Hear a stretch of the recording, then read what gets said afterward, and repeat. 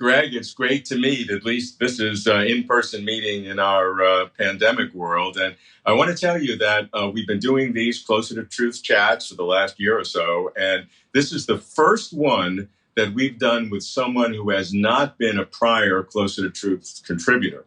But the subjects that we're going to talk about, consciousness, free will, moral responsibility, are core Closer to Truth. So what I'd like to do is just begin with simple definitions of each: consciousness, free will, moral responsibility. Well, I'll start by defining free will. So for me, I define free will as the control and action required for a very particular and pervasive sense of moral responsibility, the sense that would make us truly deserving of praise and blame, punishment and reward. And philosophers typically refer to this as basic desert moral responsibility. So understood in this way, free will is the control and action required for agents to be truly deserving of praise and blame, punishment, reward in a sort of purely backward-looking sense. That's what makes it basic. Not for forward-looking reasons like future moral formation or future reconciliation or future safety. And so I like to define free will in terms of this kind of moral responsibility. And I think there's a number of benefits of defining free will in this way. One in particular is that it doesn't beg the question or exclude any of the major sort of philosophical accounts of free will. It leaves everything on the table. It doesn't define free will so as to exclude a particular notion, like a libertarian notion or a compatibilist notion. In terms of moral responsibility, I would say that there are multiple uses of the term responsible. And so it's worthwhile getting clear on the different kinds of definitions one could have. I mean, there's a notion that's just a sort of simple causal notion of responsibility, like Hurricane Katrina was responsible for the flooding of, New Orleans, or that the tree falling was responsible for the damage to the car. That notion of responsibility is not really relevant to the free will debate. There are other notions that seem related, but I argue are sort of independent. So, for example, there's a notion of responsibility that comes in terms of one's role. You might talk about role responsibility, like a firefighter or a police officer takes on a certain role, and certain responsibilities come along with that role. Like if I take on the role of throwing a birthday party for my daughter, I'm responsible in this role responsibility sense for, inviting the guests, making sure I get the birthday cake. But that, again, is separate from basic desert. It's not tied into notions of praiseworthiness and blameworthiness in the same way that I'm talking about in terms of basic desert moral responsibility. There's other notions of responsibility as well, like retributability, where you attribute various traits to individuals. Various characteristics or predispositions or character flaws. And we could still attribute those characteristics to individuals even if they weren't self-made and even if they're not deserving of praise and blame for those characteristics.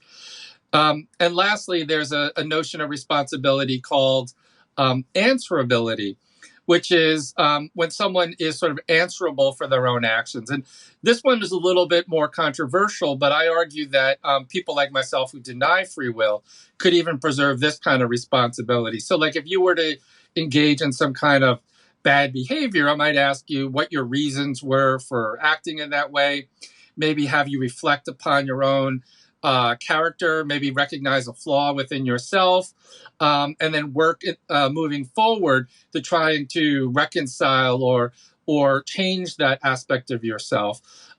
That's a kind of moral exchange that I think could be justified, but it's separate again from this notion of basic desert. Is there any danger of circular reasoning here where you're defining free will in terms of moral responsibility and then requiring at least a kind of free will for moral responsibility? Well, one condition for free will, there are different types. Again, so for me, the notion of responsibility might have more than one sort of necessary condition. One of them is this control condition. And the control condition is what I'm sort of identifying as free will. It's a kind of power ability to perform certain actions in a way that would open up the agent to be judged praiseworthy or blameworthy for those actions. But that's by no means a sufficient condition. There might be other conditions that are also required for that kind of moral responsibility. So, for example, sometimes philosophers talk about an epistemic condition, which means that not only must the agent have the kind of requisite control, i.e. free will, needed to be blameworthy or praiseworthy in this sense, they also have to have a certain type of awareness of the rightness or wrongness of the act. Without that kind of moral awareness that what they're doing is wrong, they may not be morally responsible in this sense either. So it's not that free will is just by itself necessary and sufficient. I would argue that it's the control component that's necessary for this type of moral responsibility. So let's layer on your definition of free will, which has a great deal to do with blameworthy or praiseworthy and this moral responsibility, with what I might call the traditional philosophical approach to free will, which defines it in terms of determinism, the closed physical system of all reality, or if things are open, if it's not deterministic, and then the difference between libertarian free will and compatibilism. Give us that backdrop, and then how does it articulate with your definition? Sure, great, yeah. So I'll frame the problem in terms of the traditional sort of deterministic issue, the issue sometimes called the problem of determinism. Although I'll say a little bit, maybe a little bit later, that for me, I'm sort of neutral on the issue of determinism, but I'll come back to that. So if you want to define determinism first, determinism is sort of the thesis that events in the remote past, in combination with the laws of nature, entail as only one fixed future. And so traditionally, the problem of free will is sort of how can agents be free and determined in a way that maybe they couldn't have done otherwise. So there are sort of three traditional views here.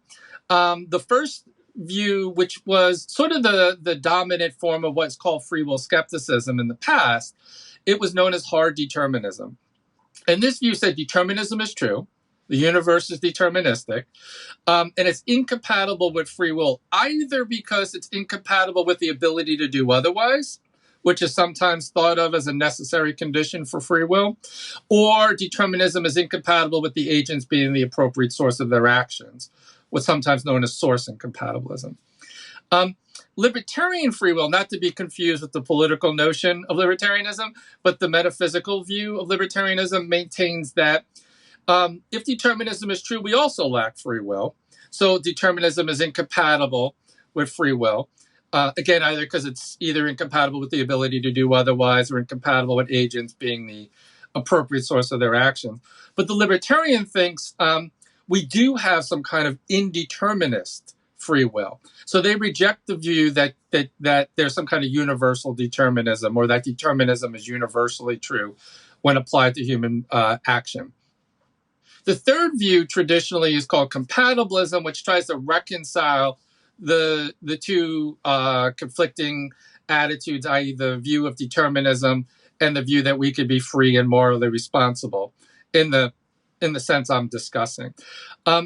So those are the views that have traditionally arisen out of the problem of free will and determinism. I would say, though, well, first of all, I would say that most free will skeptics today, i.e. people who either doubt or deny the existence of free will, are not traditional hard determinists. And that's because the thesis of determinism has been thrown into some doubt with the development of quantum mechanics. And so there are indeterministic interpretations of quantum mechanics that say at the very fundamental level of the universe, maybe the level of subatomic particles, there might be some fundamental indeterminacy. I am a free will skeptic of the variety that says whether or not determinism is true or indeterminism is true, we would still lack the kind of control and action required for basic moral responsibility. And that's because either determinism, if determinism was true, it'd be incompatible with free will. Again, either because it excludes the ability to do otherwise, or because agents wouldn't be the appropriate source of their actions. But indeterminism wouldn't preserve the control and action required either. So the kind of indeterminism that's posited by the leading libertarian accounts of free will, I argue, does no better at preserving free will than determinism would. So you're a super hard free will skeptic. Yes, in the literature, this is sometimes referred to as hard incompatibilism. To separate it from hard determinism, it's saying free will is incompatible with both determinism and indeterminism. And so sort of we lack free will either way. Well, certainly if you're invoking quantum mechanics, which is inserting a fundamental randomness into the nature of reality, that doesn't give you control. It just moves a determinism to a randomness, which to me does not give any strong weight to the concept of our being in control, i.e., free will. Yeah, I mean, I'll say to be charitable to the libertarian. There are different types of libertarian accounts. One type of an account is sort of there always are. Along the lines that you're talking about, they would introduce indeterminacy simply at the level of events. So you think of individual events, and that maybe somewhere in that series of events, there's some quantum indeterminacy. That would seem, as you suggest, to kind of just replace determinacy with chaos or randomness. And in my view, it doesn't preserve the control required for free will and basic desert, because agents would lack the ability to settle which outcome ultimately occurs on that kind of account. Just to differentiate, when we're talking about quantum indeterminacy versus chaos theory, those both may introduce they sound like they may do the same thing, but they're radically different mechanisms. So the chaos quantum theory mechanics is fundamental in reality, whereas chaos theory is sort of it's so complex, the lack of predictability, almost impossible predictability, but still there could be a deterministic element to chaos.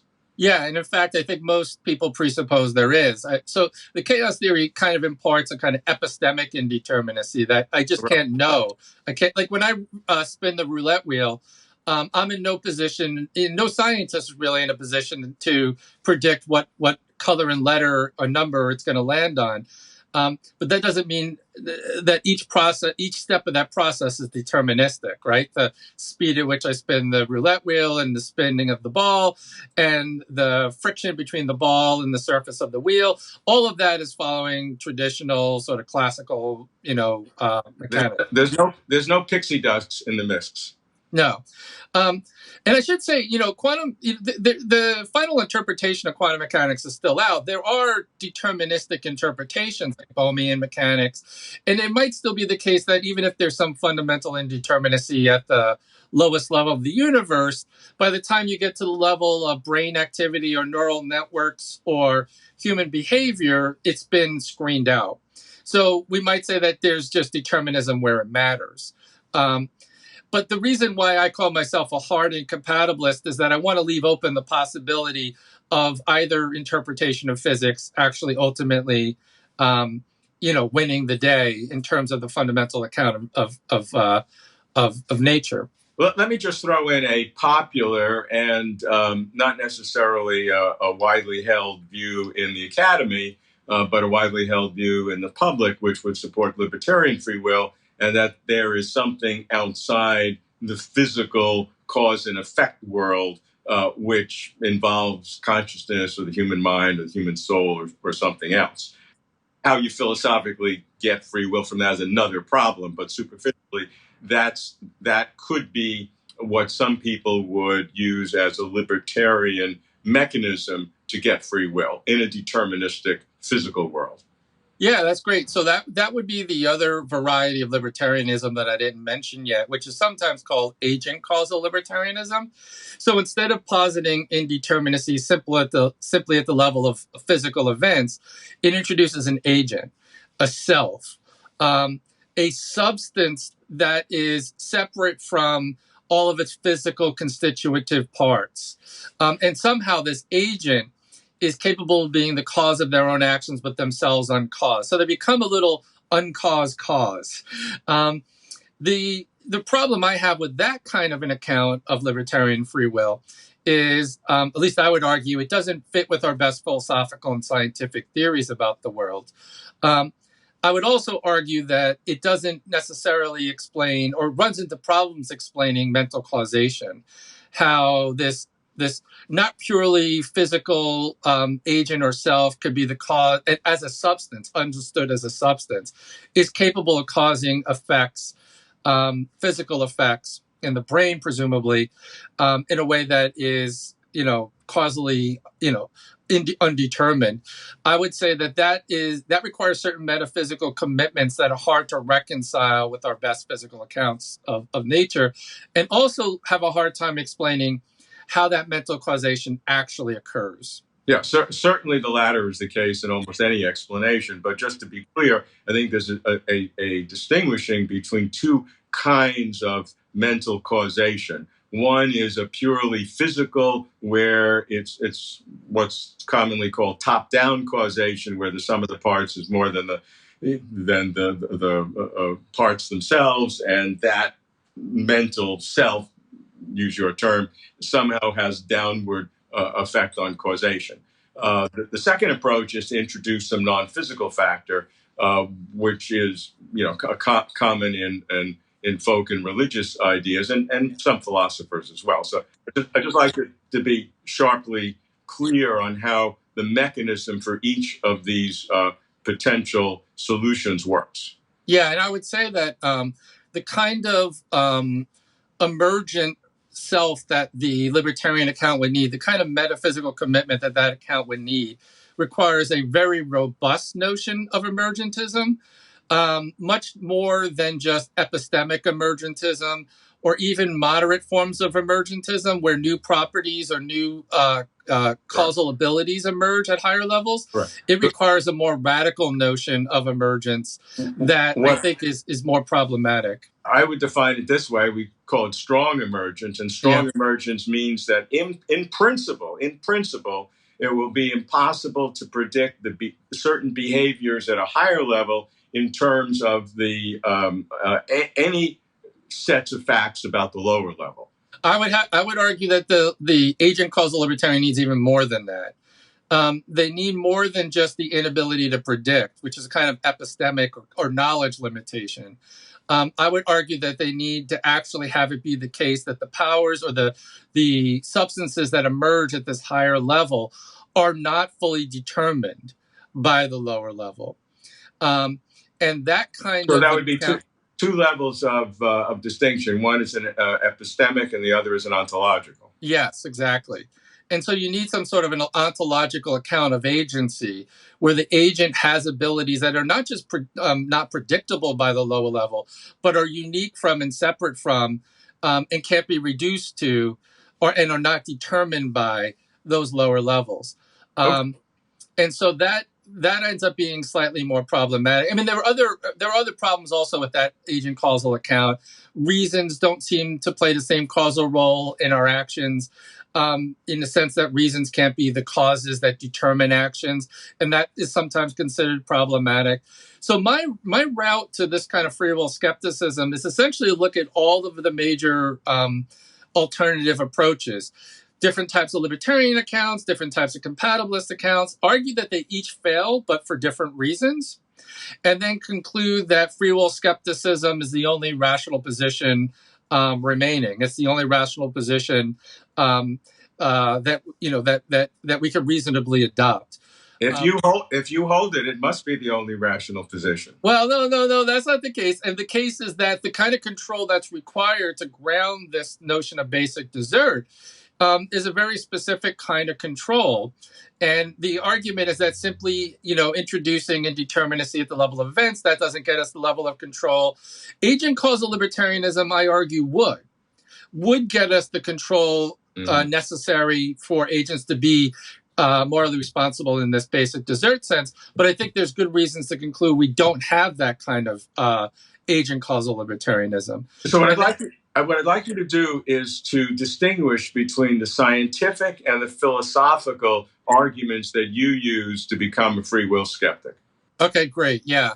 So there's an emerging sort of scientific version of arguments against free will that seems to be very prevalent right now. It comes particularly from work in neuroscience, going back to people like Benjamin Libet and Daniel Wegner and John Dylan Hayes. And these kinds of discoveries essentially seem to indicate that one's conscious will, one's conscious intention, which seems to precede one's action, right? So before I decide to raise my hand, I consciously choose to raise my hand. The argument seems to be, or the findings seem to suggest, that the brain already begins the process well before the conscious intention to move actually emerges. And so some people feel that this indicates that free will is an illusion because it's not the conscious intention that is causing the action. It's this what's called the readiness potential, sort of pre-buildup in the brain that begins the causal ball rolling before the agent even decides consciously to move. My argument is that those reasons for adopting skepticism about free will don't work.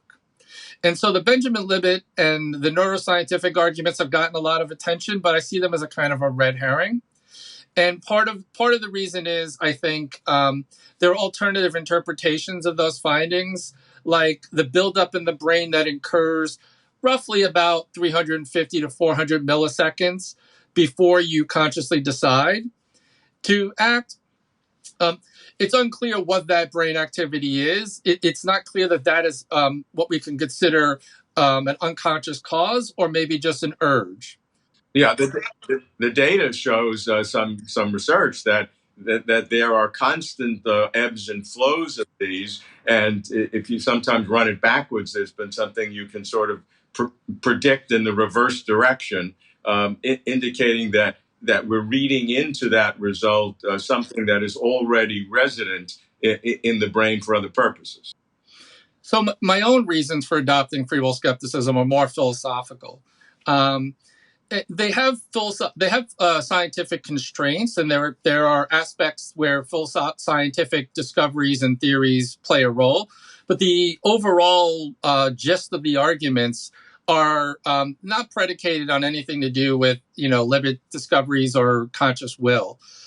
Instead, it's an argument that says essentially who we are and what we do is ultimately the result of factors beyond our control, whether those factors be determinism, indeterminism, or luck. And maybe I could talk a little bit more about luck as well. And because of that, we're never morally responsible for our actions in the basic desert sense. Again, the sense that would make us truly deserving of praise and blame, punishment, reward, in this sort of purely backward-looking sense. So the first, I actually have two distinct routes to free will skepticism that I've defended. The one route is the one we've already sort of talked about, which is the hard incompatibilist line that says free will is incompatible with both determinism and indeterminism. The other argument, which I see as a kind of independent argument on its own, that's sufficient on its own to establish free will skepticism, is based purely on the notion of luck.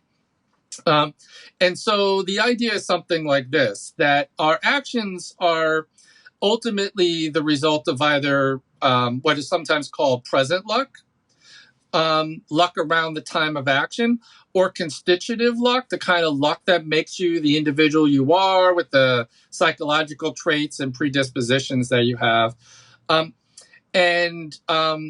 or both. Combination of present luck and constitutive luck. And luck, or the pervasiveness of luck, undermines the kind of control and action that's required for free will and moral responsibility. Because factors of luck are also outside the control of agents. You don't control, ultimately, the contingencies of birth, who you were born to, factors about your socioeconomic situation, what culture you were born into, what family, who your parents were, what time in history. And those are all factors of luck. And those are factors that play a big role in shaping who we are and how we think and how we deliberate and the choices we make. And so the argument is essentially that luck itself, regardless of whether the universe is deterministic or indeterministic, swallows all. So if you think about what kinds of things might play a role when you're deliberating about something. Maybe you're deliberating about what to wear today, and you look in your closet, and there are a few options, and you reach in and you grab that shirt. Well, the kinds of factors that you're using to deliberate and act are based on prior likes and dislikes. Well, those are a byproduct probably of constitutive luck, the kind of luck that made you have these character traits, these kinds of predispositions, these kinds of likes and dislikes and preferences. And then there's what's called present luck. Luck, and that could include any indeterminacy you want to sprinkle in, but it doesn't have to be metaphysical. Present luck could include what reasons come to you in that particular moment. Does your mind wander or not wander? What more reasons become most salient? How do those reasons play out and weigh into your deliberation? It also may include situational features of the environment, like the color of the wall, the positioning of that shirt in the closet. Those kind of things we've learned have unconscious influences on our choices as well. And then all of that it has to do with factors beyond your control, what is called present luck. So a combination of constitutive luck and present luck, the argument runs, undermines the control and action that's needed for free will and basic desert, irregardless of whether the universe is deterministic or indeterministic. For that argument to hold, you have to have as a presupposition that there is no extra sense of mentality, mental causation, any sort of non-physical, for sure, constituent of the human self. That it is all the result of an inviolate. So. Not necessarily. Why? And this is because I think people who adopt sort of dualistic thinking about the mind, or separate the mind from the physical world, or posit some special, unique status, sometimes fail to realize that there might be a new set of problems on that level, on the non-physical level. Sure. And so regardless of whether we adopt a materialistic or naturalistic worldview, there's still the question of whether this non-physical, non-material self, or this not purely physical self, is acting out of reasons that are influenced by luck. And so wouldn't this non-physical Cartesian soul, or whatever you want to call it, also have certain types of present features that influence its choices? Wouldn't the outcome also be the result of character traits or aspects of the individual? If not, then it's hard to see how the agent is responsible for those actions, because somehow it has to be tied to a kind of agent. So go ahead. There's really then no difference between the human being in that situation versus a computer program, super AI. Now, it's another debate in terms of is AI conscious and can ever be conscious. That's a separate issue. But it relates to the presupposition that there is no independent capability of the Cartesian soul, or religious soul, or mental causation, or something else. I mean, that seems to be the case, that is always determined. So I'm not arguing one way or another on that, but I'm saying that seems to circularize your argument. No, because at least on the way I'm thinking of it, these are sort of separate issues. Like, even if you posit the separate self that isn't being fully determined by the physical realm, there's an open question of how that account works itself out, what the details are. Sure. I would need to see the details, but my argument would be somewhere in the details of that account, luck is going to be a factor. Okay. And it's either going to be a kind of present luck, or a constitutive luck issue, or some combination. And then the question is whether or not agents are responsible for behaviors that are the byproduct of luck. Okay, let's go on to the issue of consciousness, because you bring this up, and the question, is consciousness necessary for free will? So this is a very complicated issue, and so I would say this. I mean, on the one hand, my arguments from luck, which are sometimes you could think of as hard luck, that luck is incompatible with free will, and my arguments for hard incompatibilism are sort of neutral. as to questions about consciousness. But then I have a separate sort of argument that I've worked on where I've argued that consciousness is a requirement for free will, especially for those, compatibilist accounts of free will that try to make reasons responsiveness or deep self accounts the grounding for moral responsibility. So the argument would say that what's required is not the kind of conscious will that Libet and other neuroscientists have attempted to target. I don't think that that kind of conscious will is needed for free will. What I think is needed for free will is something where the agent is aware of certain kinds of moral features of the action that would give the action its kind of moral valiance, that it's a kind of good or bad action. And they would need to be aware of those types of features of the action because think about the kind of compatibilist accounts that are out there. Like one account is a kind of reasons responsive account. It says that for agents to be free and morally responsible in the sense I'm discussing, determinism doesn't have to be false. Actions just have to be caused in the right kind of way. Agents have to be free from external manipulation. They have to be responsive to reasons.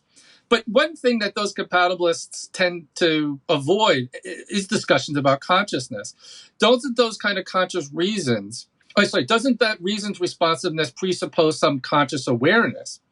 Because if I'm acting on one set of reasons, and yet those aren't the reasons that are the true causes of my action, well, then that would seem to be problematic for these compatibilist accounts, because I need to be aware of the reasons that are actually part of the causal account, causally explanatory, for me to be sensitive to those reasons. And that seems to presuppose a kind of consciousness.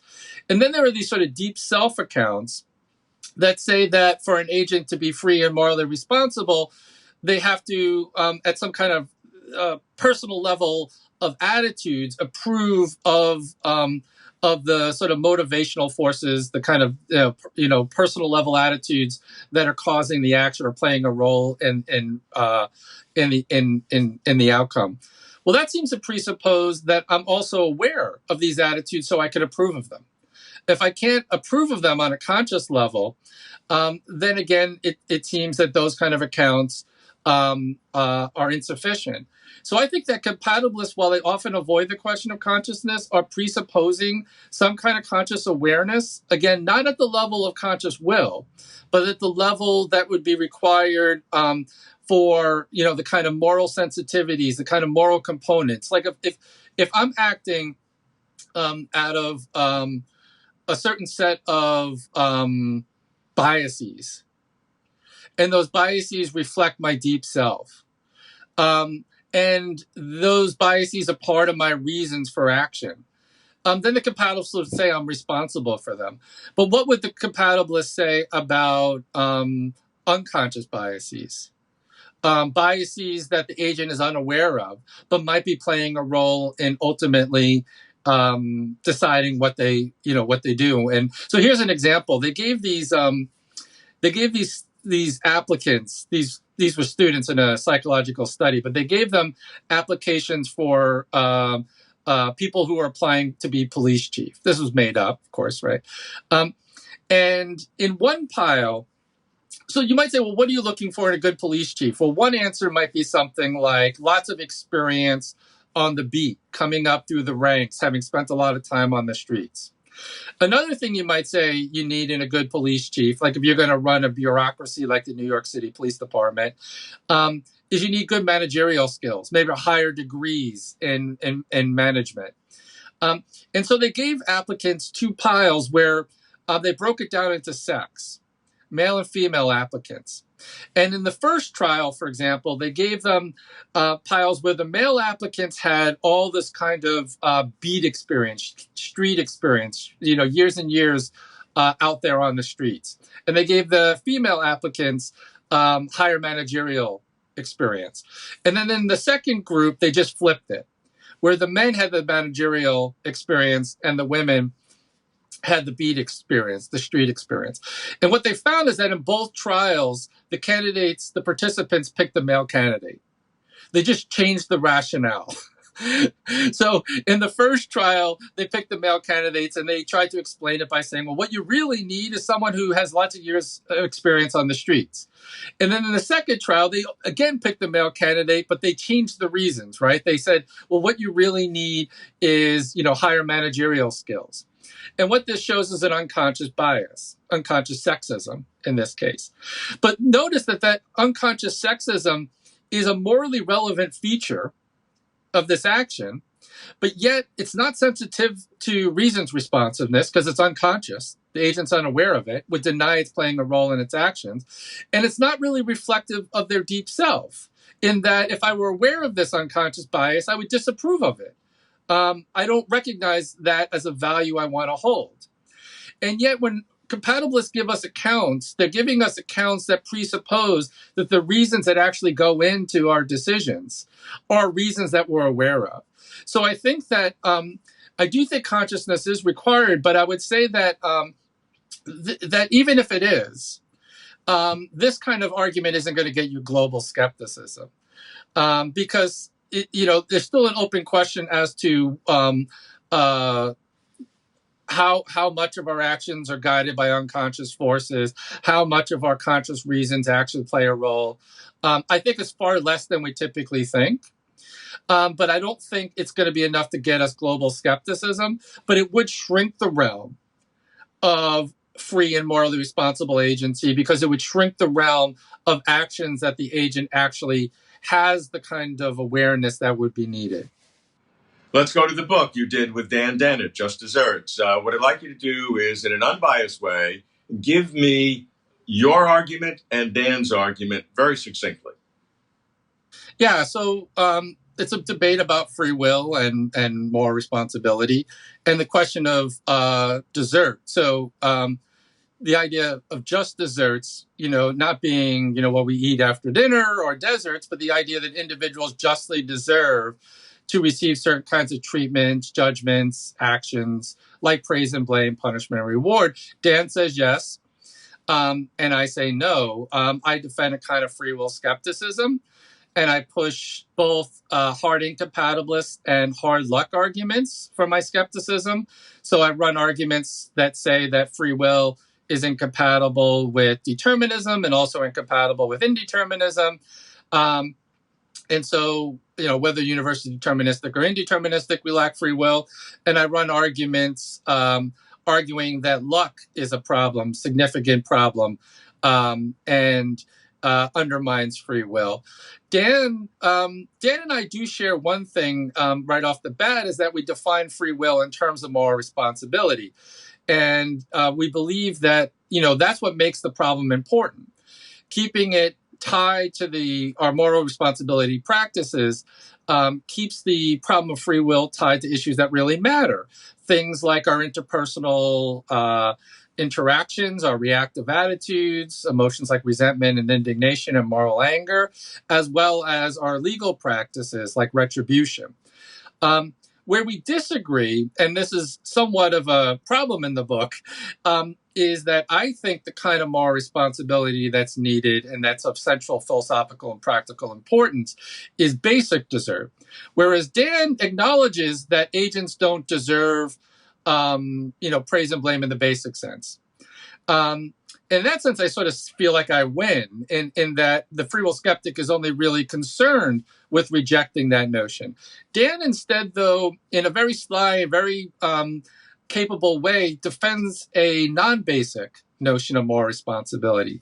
So Dan's key move, and it's the one he's been famous for decades, is that he justifies our moral practices, or what he even called the desert system, our moral responsibility system.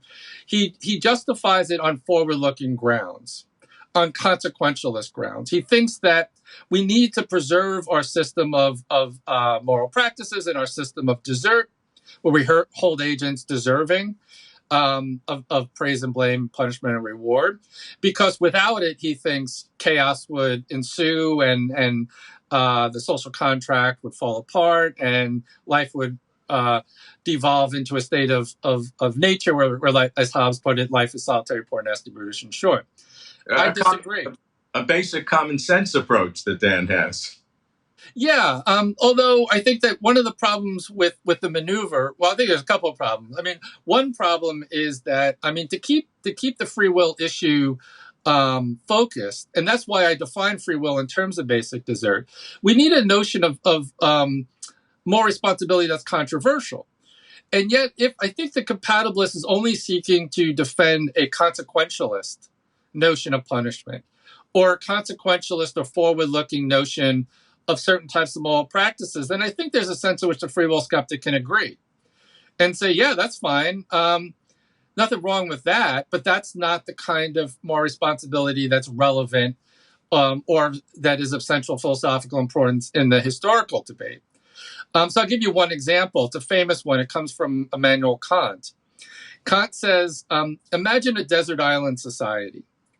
And all the members of the society are going to dissolve themselves and spread and scatter around the planet. And you're the last person to leave the island. But there's one remaining prisoner in jail, and it's a murderer. Would you be justified in punishing that murderer or executing them? Unfortunately, Kant thought the only suitable punishment for murder was death. So his question is whether or not we would be justified in executing that last prisoner. And he says, not only would you be justified, you would be obligated. You'd be required to, because you would need to give them their just deserts. Now, here's the problem, or at least the way I want to frame it. That person is not being punished because it's going to make us safer. There's no one left on the island to protect. You're not punishing the individual to help in their rehabilitation because you're executing them. You're not punishing that individual to deter others. There's no one left to deter. There's no forward-looking or consequentialist reasons left to justify punishing this individual other than simply giving them their just deserts, giving them some form of punishment simply because they deserve it, not because it's going to serve any future good. And I say that that's the kind of moral responsibility that matters, the kind that would justify practices like resentment and indignation and moral blame and retributive punishment without appeal to those forward-looking reasons. Dennett wants to defend those practices, but ground them in forward-looking justification. So he argues that that's a nonsensical case. But I don't think it's a nonsensical case. I've asked many people about this case, and they have strong intuitions about it. I.e., they have intuitions whether the person deserves to be punished or not in a case where you're not appealing to contractual reasons because the social contract has been dissolved. You're not appealing to forward-looking deterrence because there's no one left to deter. This is a good place that isolates the key question: does this person justly deserve some form of treatment? And it would be a purely backward-looking justification. And that's not the kind of desert Dan wants to defend. But I argue that's the kind of desert that matters. Yeah, I think there is a deeper question here, that questions like that ultimately go back to some kind of an ontological commitment into what reality is. For example, there are views that reality is at its core a value-driven system. That the Platonic good is the deep underlying causative factors for reality to exist. Others obviously are theological in nature, with a God or some kind of God. These kinds of questions ultimately, I think, how you fall back on that type of an ontological commitment. Because if that's not the case, if there aren't any of those externalities that impact our sense, then the argument holds. But if that so that is a hidden assumption that is being made in these arguments. Well, I mean, what you're calling an ontological or metaphysical assumption, I would call an assumption about free will. That's why those cases are such. Yes, I think you're right that we've inherited this way of thinking sort of through maybe Judeo-Christian practices and notions like sin and redemption and eternal judgment. But I think that the notions that are still at play when we talk about desert are notions that we have really strong intuitions about and presuppose that agents have a kind of free will and moral responsibility. a kind of responsibility that would justify treating this individual in a certain kind of way. What Dan wants to preserve, I think, is he wants to provide a forward-looking justification for backward-looking desert. He wants to provide a forward-looking justification for backward-looking blame. And and this is where it's kind of our accounts are sort of different. I think we're much closer together, I think, honestly, than we are. That separates us. I don't know if Dan sees it that way, but I see it that way, because I think I'm willing to acknowledge that we have the kind of control that Dan thinks is relevant. I just think that kind of control is not the kind of control that's required for grounding basic desert. It is important for other things, and particularly for the kind of things Dan wants to preserve. I just don't think that's free will. So, for example, on my free will skepticism, I do think you can engage in forward-looking forms of moral protest. Again, if you were to, wrong me or harm my wife or do something against a loved family member, I might engage you in some kind of moral conversation. I might ask you your reasons for engaging in that action, to analyze your motivations, diagnose or identify some value in yourself or some character trait that was responsible for the action. And then in a forward-looking sense, focusing not on desert, not on blame, but focusing on essentially three non-desert grounding desideratum: future protection, future moral formation, and future reconciliation. We can engage in some kind of moral dialogue. You can substitute all of that with just a simple punch in the nose. You can substitute that? Sorry, you cut. You can, everything that you just said could be substituted by a simple punch in the nose.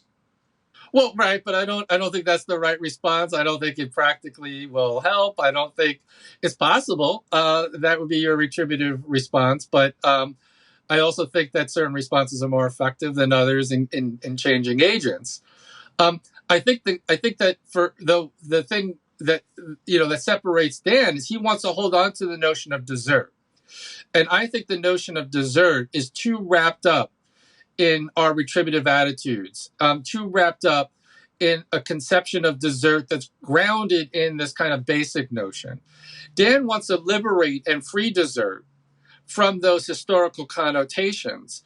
But I question the desire to do so, because I think keeping alive the notion of just deserts does more harm than good. So there's a lot of experimental literature, for example, that shows that what's really driving intuitions about free will is the desire to blame and punish. It's not the way compatibilists see it. The compatibilist sees it as follows. The compatibilist sees it in a kind of idealized way where we look at the agent, we assess their abilities, we assess what degree of control they had, we see whether their reason's responsive, whether they are competent, members of the moral responsibility club, as Dan says, and then we assign responsibility in accordance with their free will. In actual practice, that's not what people do. And what the empirical findings are showing is that what people do is they have a really strong strike back emotion when someone wrongs them. And their desire to punish and their desire to blame is actually putting the cart before the horse. If you have a strong desire to punish somebody, we end up attributing more free will to them. And the less we want to blame them, less control we attribute to them. So we'll adjust the level of control we think is required for free will based on how much we already want to punish or reward them. We'll also which though is the more fundamental understanding of human sentience and human reality. You're starting with the assumption of free will skepticism and then moving towards moral responsibility, but perhaps the compatibilists have this broader, more social sense of what just they know to be right from a common sense point of view, and that makes you question the free will skepticism. So you're only going in a linear direction one way, but perhaps there's this two-way causation in terms of explanatory causation. Well, what I'm saying is in these empirical studies, no one's presupposing skepticism. What they're saying is we look at how people actually reason. And what they find is that people actually will alter how much free will they assign to an individual and how much control they think is required for that kind of free will in accordance with their already prior desire to punish or blame, which shows that it's not in the causal direction that the compatibilists would argue is the normal one, which is we first discover whether the agent has the capacities that would make them legitimate targets for praise and blame, and then we punish or blame in accordance with what they truly deserve. That's not what's happening. And that's not presupposing my view. That's just a kind of empirical discovery. I mean, Nietzsche was the first to kind of articulate that this was the causal arrow. But what the empirical literature in social psychology is finding is that actually this is how it works. And people will alter. There's also an asymmetry. So when I engage in a bad behavior, instead of attributing free will to myself, I look for excusing conditions, situational features, things that determined my action so as to absolve me of it. Whereas when you do a wrong action, we inflate the level of control that you have so that I could justify me blaming you but not blaming me. And then when I do a praiseworthy act, I attribute more control to myself than when you do a praiseworthy act. When you do a praiseworthy act, I look for reasons to say that, well, anyone would have done something similar in those situations, or I attribute it to luck or features of the environment so as to not give you the praise that you might truly deserve. And so there are these asymmetric biases. There are these emotional drivers that seem to be going in the different direction than the compatibilists would have us believe. And what I'm saying to Dan is that inadvertently, by keeping the notion of just desserts alive, you're keeping things myopically focused on the level of the individual and looking at everything at the level of individual responsibility.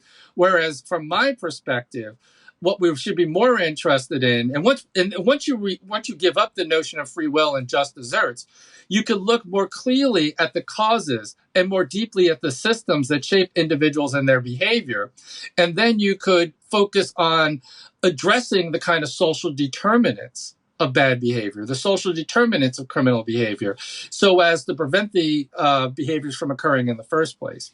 So your skepticism about moral responsibility, you call for a non-punitive alternative to retributive punishment. So walk me through that.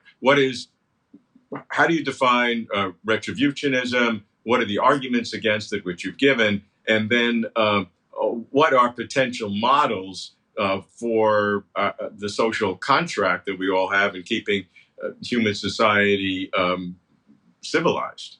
Yeah, I mean, retributive punishment.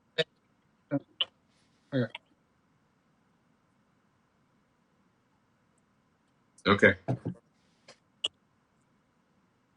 Right. We have three short.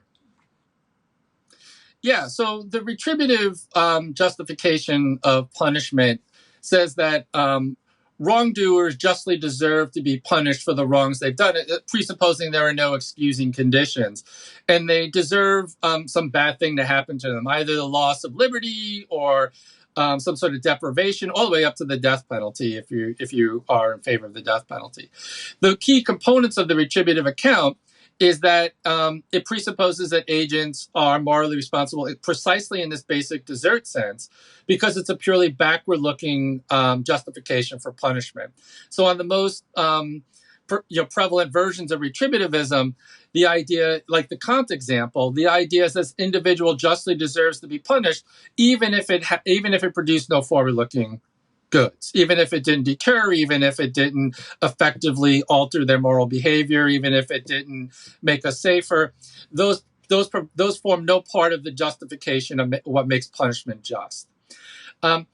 The problems with the retributive account is there's a number. In my book, I developed 6 distinct arguments, but the 2 that we've already sort of seen is that it's unclear that agents are free and deserving of punishment in the way that the retributivist assumes. And one reason for thinking that is that it's unclear that we have the kind of free will necessary for basic desert, exactly the kind of desert that the retributive view appeals to. So if free will skepticism is true, then a major component of our legal system is unjustified. The assumption there is that the results are a direct relationship of the free will skepticism. But if you look at the results of what you would do, you're really reducing a human being to a kind of a black box with in and out signals, something like Searle's old Chinese room kind of thing. As opposed to being an independent entity, whatever your commitment is as far as a human being is concerned, it significantly depresses that. Well, I would disagree. So let me I guess quickly sketch my alternative account. I call it the public health quarantine model, and it has a quarantine component and a public health component. So I'll start with the quarantine part. This first comes from an analogy that Dirk Pereboom first introduced. The idea would be something like this. Free will skeptics, right, maintain that criminals are not morally responsible for their actions in the basic desert sense, and that's simply because nobody is, according to the skeptic. But if I were to get in a plane and come visit you and conduct this interview in person, and somehow along the way I were to contract Ebola, I think everyone would think that it would be justified to quarantine me. And the justification for quarantining me would be the right of self-defense, at least on my account, the right of self-defense and prevention of harm to others, i.e., you're justifying quarantining me to prevent a pandemic or to causing harm to other individuals. And so what I offer is what I call an incapacitation account. And I argue that we would be justified in incapacitating seriously dangerous criminals, serial killers, child molesters, on the right of self-defense and prevention of harm to others, analogous to the justification we give for quarantine. So the idea would be, just like we could quarantine the person with a communicable disease, we can incapacitate the seriously dangerous criminal. And we could do so without appealing to free will, without appealing to moral responsibility, without appealing to just deserts or retribution. But if you were to adopt this approach, a number of really important reforms follow. So, for example, one, it demands to adopt a principle of least restriction. That is, you have to adopt the least restrictive measure possible consistent with the protection of public health and safety. So just like we restrict quarantine to really precise, really rare cases. We don't quarantine people with the common cold. We restrict it to much more dangerous types of epidemics. The same would be true in the criminal justice arena. That is, many of the things we incarcerate people for, I argue, we could deal with by alternative means that are less restrictive. My model is also consistent with decriminalizing a lot of things that we currently incarcerate people for. Secondly, when you quarantine me, let's say at the airport, when I get to you and I'm held because I have Ebola, well, the state has a moral duty to treat me and then release me. And then it lacks any justification for limiting my liberty the minute I'm no longer a threat to public safety. Well, that means on my model, the focus of the criminal justice system should shift to rehabilitation and reintegration.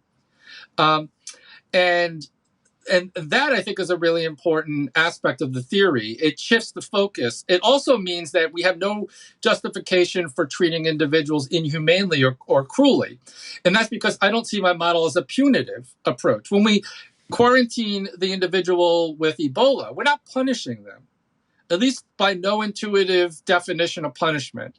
Punishment usually involves imposing an intentional harm, some condemnatory or denunciatory component where you denounce their actions.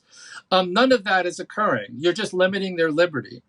And I would argue that if we're going to adopt this non-punitive, an analogous approach to criminal justice, we have to change the facilities that we house individuals, because our prisons are currently designed for punitive purposes. The deprivation is the punishment.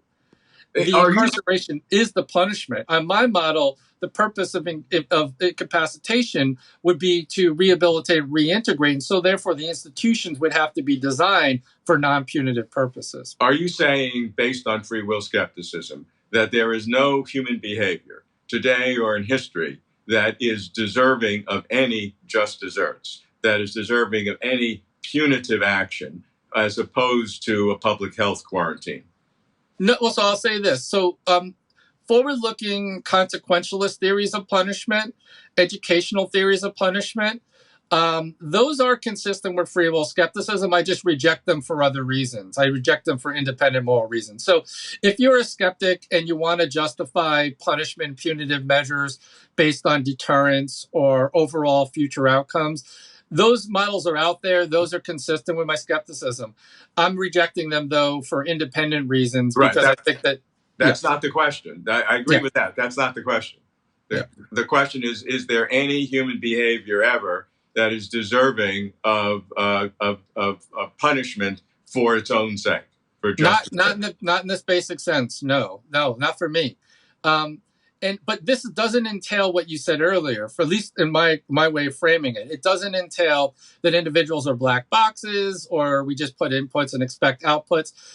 In fact, all of the things that Dennett focuses on and all the different levels of control and reasons responsiveness that compatibilists have identified are all relevant. They're just relevant in a different way. They're relevant not for assessing blame or desert. They're relevant in judging what kind of future threat an individual is to society, what types of rehabilitation would be most effective. So an agent who is suffering from some form of mental illness is different than a reasons responsive agent. No one denies that. I don't deny that. And the types of rehabilitation that would work on a reasons responsive agent is different than the form of rehabilitation that would work on one that's suffering from psychopathy or final stages of Alzheimer's or some other diminished capacity. Let's look at this. Let's look at this in a larger context. Does your free will skepticism, in your view, undermine the essence of what it means to be a human being in a search for meaning or the nature of human existence by eliminating free will and by eliminating the basic aspect of blameworthy or praiseworthy? Are you then degrading what it means to be human? Yeah, I argue no. And so I'm what I call an optimistic skeptic. I'm optimistic about the prospects, practical consequences of free will skepticism. I actually think we'd be better off without belief in free will than with it, and that we could retain all of the things that, most of us care about. Like, for example, morality would still be in place. We could still say that what Hitler did was wrong. That is, axiological judgments of good and bad and right and wrong remain in place. Interpersonal meaning would still be present. We would have to reject the death penalty and certain more extreme forms of retributive punishment, but I think that's a good thing, not a bad thing. So think of something like achievement. We could say that what Einstein did was a great scientific achievement. And in fact, Einstein himself was a free will skeptic. He was a hard determinist. And there's a great interview he gave, I think back in 1932, where he says he doesn't deserve any credit for having developed special relativity. But saying that doesn't mean we can't attribute to him certain acts of creativity. We can't attribute to him certain achievements. Achievements here for me would simply be defined as one achieving a intentional goal one set for themselves. Well, that's still what's occurring. Einstein had a goal to solve a problem about gravity. He set out to work to achieve that goal, and he achieved it. And we could say that even if free will skepticism is true, even if he's not deserving of praise in some basic sense. And even Einstein himself believed he wasn't deserving of praise in some basic sense. Let me give you another example by my favorite philosopher, one of my favorite philosophers, Marvin Minsky, the founder of one of the founders of artificial intelligence. I had asked him once in one of our conversations, did he believe in God? I knew the answer. He didn't, but I wanted to get into it. And he gave me a really interesting reason why he did not believe in God and did not want to believe in God. And he said in his early career, he had proved a certain mathematical theorem that he was really proud of. And he started to think that if there's a God and God made me and everything sort of was created by someone else, that I would lose, Marvin Minsky, would lose that creative, that sense of achievement, that I did that by myself. Now, the fact that we were in the context of God doing it in our context is different. But he felt that if there's an external reason beyond my own sense of mind of having done this, I will have lost something fundamental. Yeah, I think that fear is overblown. I think that he's looking for a notion of creativity or achievement that we just don't have. I think that he could still satisfy his notion of achievement because it is still him who achieved it. It's still a byproduct of his mental efforts. It's still a byproduct of his character. It's still a byproduct of his his work ethic and his creative process. But the creative process would be defined in a comparative sense, not in any absolute sense, not in any self-cause sense, not in any causa sui sense. And I think, you point that as an example where people have a different, that kind of intuition that we need free will. But we often have, in many other aspects of our lives, the opposite reaction. Like, when someone says like, "Oh, you're a very good person," or you seem to be, have a certain kind of moral character, and a lot of times when we reflect upon that, we'll say something like, "Well, thank my parents," meaning, I have this particular kind of moral character because I was raised in a particular kind of way that instilled certain types of moral values, and I don't feel that my own moral character is cheapened by that recognition. They're just trying to use humility to reinforce the point, I think. Well, I'm saying we have a different intuition in different cases. There are many cases where we recognize that aspects of ourselves are byproducts, of factors beyond our control, and we're not threatened by that in any sense. And what I would suggest is that in these other areas where you might feel otherwise, the fear is overblown, much like the fear that, once you got rid of God, there would be no ultimate foundation for meaning or morals or purpose. And so people fear that if you got rid of God, as Dostoevsky or Nietzsche says, God is dead, individuals would run out, rape, murder, and steal. And that didn't materialize. I would argue that the same fear is similar here about if we give up the belief in free will, people believe that it's going to undermine morality or lead to nihilism or despair or increase antisocial behavior. And I think that there are good reasons to doubt that. There are good empirical reasons to doubt that. And I think there is a good precedent for looking at previous overblown statements about what is needed for morality or what is needed for meaning. And when those individual pillars came crumbling down, people didn't feel a loss of meaning. And so I think once you understand what free will skepticism says, and more particularly what it doesn't say, then I think many of those fears are alleviated. How does what you call neuroexistentialism relate to or derive from your free will skepticism?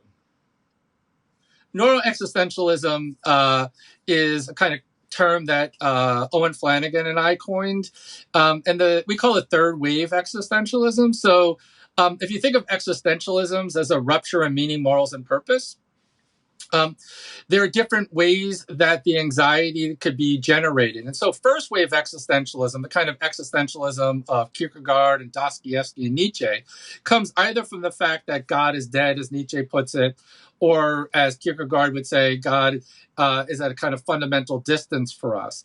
And so the idea is, what then would be the foundation of meaning, morals, and purpose without God? Second wave existentialism comes in people like Camus and Sartre and Fanon.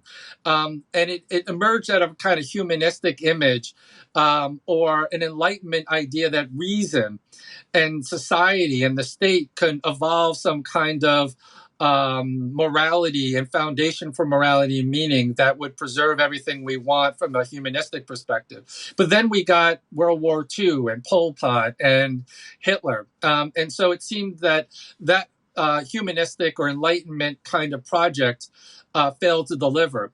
Third wave existentialism is what we call neuroexistentialism, which is a rupture in the foundation of meaning, morals, and purpose caused not by God or, shaken faith in the state or the polity or Enlightenment or reason, but a kind of rupture that's caused by recent developments in the behavioral, cognitive, and neurosciences.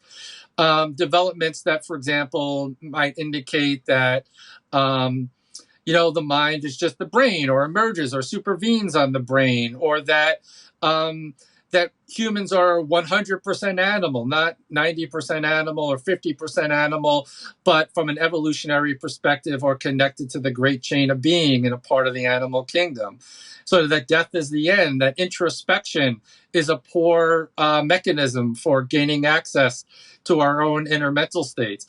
And most particularly, that we might lack libertarian free will.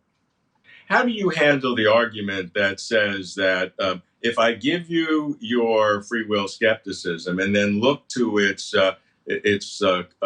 logical results, and you project this society or this human beings without blameworthy, praiseworthy social interactions, that when we see that result and we compare it to common knowledge, that there seems to be an overt contradiction, at least to our superficial sense of that, which must make us go back to the original assumption about free will skepticism. It's like developing a mathematical proof, and if you find at the end some contradiction, you must go back to your assumptions and look for some problem. Well, so what's the contradiction? The contradiction is what you see the results are, that there would be, there's nothing deep to praise and nothing in human behavior to blame. There are social consequences, your behavioral quarantine model and your public health quarantine model, notwithstanding, that doesn't address the fundamental sense that we all have this sense, which you may think is a false one, that there are qualities that are to be blamed or to be praised fundamentally. Yeah, I don't see that as a contradiction. I think that says that the kind of emotional reactions that we might feel in those particular instances would just be philosophically unjustified. So I don't deny that we have reactive attitudes. If someone in my intimate personal relations wronged me or wronged my wife or my daughter, I might feel resentment or indignation. But that doesn't mean that from a more rational perspective, I can't philosophically question that emotional reaction and say that it lacks any justificatory power. Is any power in justifying a certain set of practices, particularly when you get to the criminal justice system and the level of institutional punishment, that we don't want to justify these practices on purely emotional reactions. I'll also say this, two more things real quick. I mean, one is that I think the assumption that we all have the same kind of reactive attitudes that presuppose individualistic free will and moral responsibility might be predicated on a weird assumption. Weird in the psychology sense of Western industrialized, educated, rich, democratic, i.e., it might be a weird bias to think that all societies have to be organized and arranged around the same type of reactive attitudes as our society is arranged. And in fact, there might be good reason to think, if you were to do some, really detailed anthropological study of reactive attitudes, that there have been many different kinds of moral ecologies that have emerged over time that were guided by different types of moral practices and assumptions. And they weren't all they didn't all presuppose the same sort of individualistic system of moral responsibility that ours does. And that opens the door for the possibility that we could evolve new systems that are better, new systems that are more justified. And we judge the rationale and the justification based on our philosophical arguments. The last thing I'll say is that most of our reactive attitudes remain in place. You said, in our interpersonal exchanges, something's missing, but the vast majority of our interpersonal reactions don't presuppose free will or basic desert. There's like three that do: blame, resentment, and indignation. But I would argue that those three reactive attitudes were suboptimal to begin with, and we could put in their place substitute reactions. So instead of feeling moral anger when my daughter does something wrong, I could express disappointment or sorrow. And that disappointment is consistent with the skepticism. It doesn't presuppose basic desert and might be just as effective a reactive attitude, especially if your goal is not just to blame or to retributively punish, but to help in her moral formation moving forward, that those replacement attitudes could serve the same function. How do you see this playing out further? We have these different sides, the different sense of what it means to be human. So is there progress that can be made? Yeah, I think that that this kind of skepticism is gaining traction.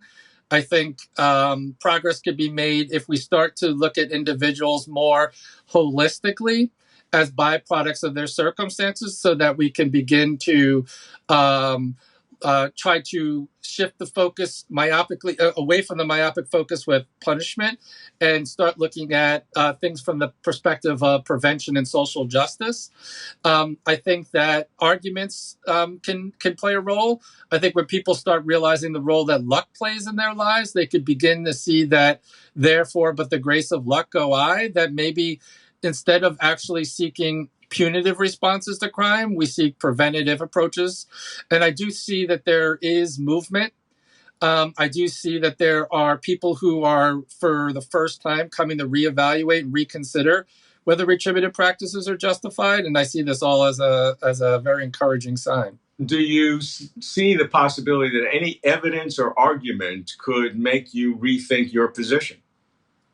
Yeah, I'm always open. I'm not dogmatic about my skepticism. If, for example, you could show me how an agent causal account of libertarian free will could be made sense of, then I might be willing to revise my skepticism. Would you be happy? Would you be happier if you could do that? I don't think so, because I don't feel like I've lost anything by giving up free will or the belief in free will. I feel that for the most part, in my own personal life and in my own philosophical thinking, that I've come to be convinced that there isn't a whole lot to be lost, and that adopting a skeptical perspective is not going to lead to nihilism or despair or undermine meaning in life. And so in the end, I think we might actually end up adopting more humane practices and policies if we were to go this route. Is your free will skepticism your own achievement, or should I praise you for it, or just be very neutral that this is just something that the universe caused to happen at this point? I think you could attribute the achievement, or you could attribute the ideas to me, but I don't think I deserve praise for them. They're a byproduct of factors beyond my control. Okay, it was nice talking to you, although I'm not going to praise you for anything you said. Oh, thank you. I've enjoyed it.